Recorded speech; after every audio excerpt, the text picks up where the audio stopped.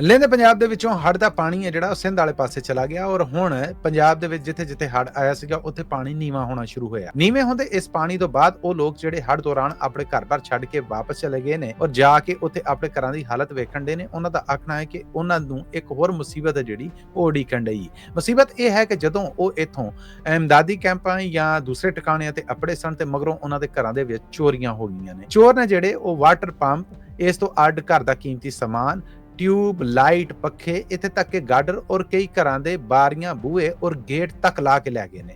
भड़ोलियां दे विचों कणक जिहड़ी ओह रोड़ के जिसती भड़ोले ने जिहड़े ओह वी नाल लै गए ने। इह रिपोर्टां शुरू दे विच सियालकोट और नारोवाल समेत लाहौर तो सामने आईयां सन पर हुण दक्षिणी पंजाब जिहदे च मुल्तान डिवीजन और बाकी डिवीजनां आउंदियां ने उत्थों भी चोरी दीयां इतलावां आ रहीआं ने। पंजाब पुलिस तस्दीक कर रही है कि वाकई लोकी जदों अपने घरां नूं वापस मोड़े ने ते उहनां वल्लों इह शिकायतां दर्ज कराईयां जा रहीआं ने कि उहनां दे घरां नूं लुੱਟਿਆ जा चुकिਆ है। अब सुनने और देखने वालिਆਂ ਨੂੰ ਇਹ ਵੀ ਦੱਸਦੇ ਜਾਈਏ ਕਿ ਇਹਨਾਂ ਰਿਪੋਰਟਾਂ ਤੋਂ ਬਾਅਦ ਉਹ ਰਿਪੋਰਟ ਚੇਤੇ ਆਉਂਦੀ ਹੈ ਜਦੋਂ ਸਿਆਲਕੋਟ ਦੇ ਵਿੱਚ ਹੜ੍ਹ ਆਇਆ ਸੀਗਾ ਔਰ ਮਾਰਕੀਟਾਂ ਦੇ ਅੰਦਰ ਮੋਬਾਈਲ ਫੋਨ ਦੀਆਂ ਦੁਕਾਨਾਂ ਨੇ ਜਿਹੜੀਆਂ ਉੱਥੇ ਲੁੱਟਮਾਰ ਹੋਣ ਦੀ ਜਿਹੜੀ ਉਹ ਇਤਲਾਹ ਸਾਹਮਣੇ ਆਈ ਸੀ ਕਿ ਪਾਣੀ ਲੱਥਣ ਤੋਂ ਬਾਅਦ ਜਦੋਂ ਦੁਕਾਨਦਾਰ ਵਾਪਸ ਗਏ ਤੇ ਉੱਥੋਂ ਲੱਖਾਂ ਰੁਪਈਆਂ ਦੇ ਮੋਬਾਈਲ ਨੇ ਜਿਹੜੇ ਉਹ ਦੁਕਾਨਾਂ ਚੋਂ ਚੋਰੀ ਹੋ ਚੁੱਕੇ ਸਨ। ਹੁਣ ਹੜ੍ਹ ਦੇ ਨਾਲ ਇਹ ਉਜੜੇ ਲੋਕ ਜਦੋਂ ਆਪਣੇ ਘਰਾਂ ਨੂੰ ਵਾਪਸ ਗਏ ਨੇ ਤੇ ਪਤਾ ਲੱਗਾ ਹੈ ਕਿ ਉੱਥੋਂ ਇਹਨਾਂ ਦਾ ਕੀਮਤੀ ਸਮਾਨ ਹੈ ਜਿਹੜਾ ਉਹ ਚੋਰੀ ਹੋ ਗਿਆ ਹੈ।